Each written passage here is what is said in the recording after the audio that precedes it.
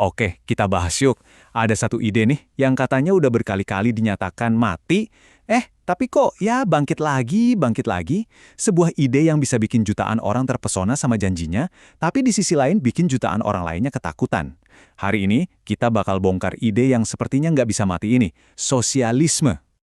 Nah, pertanyaan ini nih intinya daya tarik sosialisme. Buat sebagian orang, ini kedengarannya kayak mimpi di siang bolong, mustahil. Tapi buat yang lain, ini janji suci, sebuah dunia yang lebih baik yang harus banget diperjuangkan. Jadi gimana ceritanya sebuah ide bisa jadi sumber harapan yang begitu besar sekaligus sumber ketakutan yang luar biasa? Yuk kita telusuri jejaknya. Biar gampang, kita bakal pecah pembahasannya jadi 6 bagian.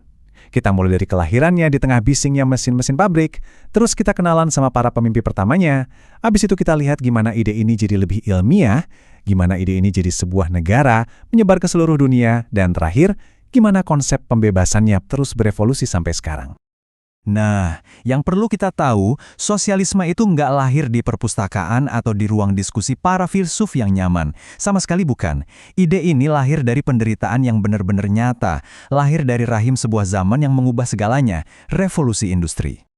Coba dibayangin, kota-kota yang langitnya kelabu karena asap batu bara. Anak-anak umur 6 tahun udah harus ngangkat besi berat, para perempuan kerja 12 jam non-stop, dan para laki-laki bisa dipecat kapan aja tanpa alasan yang jelas. Nah, di tengah-tengah kondisi yang brutal inilah, di antara debu dan keputusasaan, benih-benih perlawanan pertama mulai tumbuh. Bukan sebagai teori yang rumit, tapi murni sebagai jeritan hati. Bentuk perlawanan pertama, masih mentah banget. Contohnya gerakan ludisme ini. Mereka ini bukan benci sama teknologi atau kemajuan ya. Mereka cuma tahu satu hal, kemajuan yang nggak adil cuma bakal menciptakan penderitaan baru. Jadi aksi mereka itu kayak teriakan spontan melawan eksploitasi.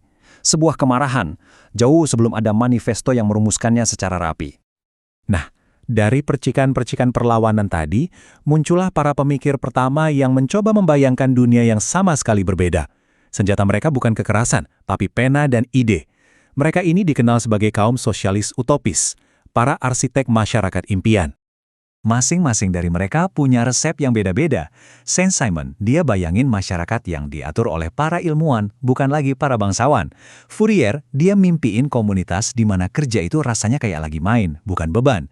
Terus ada Robert Owen, nah ini beda lagi, dia seorang pemilik pabrik yang coba buktiin idenya dengan mengubah pabriknya sendiri jadi lebih manusiawi. Mereka ini para pemimpi yang nekat. Tapi kan mimpi doang nggak cukup ya. Para sosialis utopis ini berharap pada kebaikan hati orang-orang kaya dan berkuasa, tapi harapan itu jelas terlalu rapuh. Sejarah butuh sesuatu yang lebih dari sekedar mimpi, sesuatu yang bisa membedah kenyataan dengan tajam. Nah, disinilah dua nama besar masuk ke panggung, Karl Marx dan Friedrich Engels. Lihat deh, perbedaannya di sini.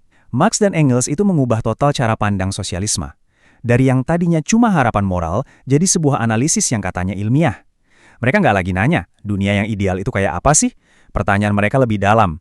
Dunia ini sebenarnya bekerja gimana, dan gimana cara kita mengubahnya? Menurut mereka, jawabannya cuma satu, konflik kelas. Dan inilah kalimat paling terkenalnya, dari Manifesto Komunis. Ini bukan sekedar buku, ini seruan perang. Manifesto ini bilang kalau sejarah itu intinya adalah pertarungan. Pertarungan antara siapa? Antara mereka yang punya modal dan alat produksi, kaum burjuis, melawan mereka yang cuma punya tenaga untuk dijual, kaum proletar. Ini bukan lagi soal mimpi, ini soal aksi. Marx sendiri ngiranya revolusi bakal meledak pertama kali di negara industri maju, kayak Inggris atau Jerman. Tapi sejarah punya kejutan lain. Secara nggak terduga, teori ini pertama kali diwujudkan bukan di jantung industri Eropa, tapi di sebuah negeri agraris yang sangat luas dan waktu itu dianggap terbelakang, Rusia. Di tengah-tengah kekacauan Perang Dunia Pertama, Lenin dan Partai Bolsheviknya berhasil merebut kekuasaan pada Oktober 1917, dan lahirlah Uni Soviet, negara sosialis pertama di muka bumi. Tapi, cerita nggak berhenti di situ.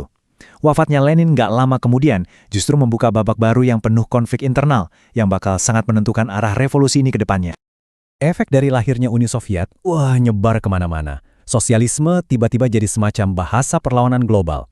Ide ini diadopsi oleh banyak bangsa di Asia, Afrika, dan Amerika Latin yang lagi berjuang mati-matian buat lepas dari cengkraman penjajahan. Ini babak baru sosialisme di panggung dunia. Yang menarik, sosialisme ini ternyata nggak kaku sama sekali. Setiap pemimpin mengadaptasinya sesuai kondisi negaranya.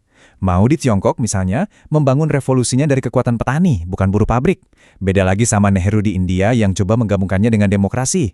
Nasser di Mesir mencampurnya dengan nasionalisme Arab. Ini bukti betapa fleksibelnya ideologi ini. Dan ini membawa kita ke zaman sekarang. Dari awal sampai akhir, inti dari sosialisme itu selalu satu, pembebasan. Tapi, ternyata arti dari kata pembebasan itu sendiri terus meluas, terus berkembang buat menjawab tantangan dan bentuk penindasan baru yang muncul di setiap zaman. Kalau di awal fokusnya murni soal pembebasan kelas buruh dari penindasan ekonomi, di abad ke-20 isunya nambah pembebasan bangsa dari penjajahan. Nggak berhenti di situ, gerakan feminis sosialis datang dan bilang, "Hey, nggak ada pembebasan sejati tanpa menghancurkan patriarki." Dan hari ini, di tengah krisis iklim, muncul lagi gagasan baru. Pembebasan manusia itu nggak mungkin tercapai tanpa membebaskan planet ini juga. Jadi, kita kembali ke pertanyaan mendasar. Dengan semua tantangan besar yang kita hadapi sekarang, ketimpangan yang makin parah, krisis iklim yang makin nyata, pertanyaan yang dilontarkan lebih dari 100 tahun lalu ini rasanya kok jadi relevan banget ya? Pilihannya mungkin bukan lagi antara perubahan kecil atau mempertahankan yang sudah ada, tapi antara membangun dunia yang benar-benar baru atau terus melaju ke arah kehancuran. Dan pertanyaan itu, bersama gagasannya, sampai hari ini ternyata belum juga mati.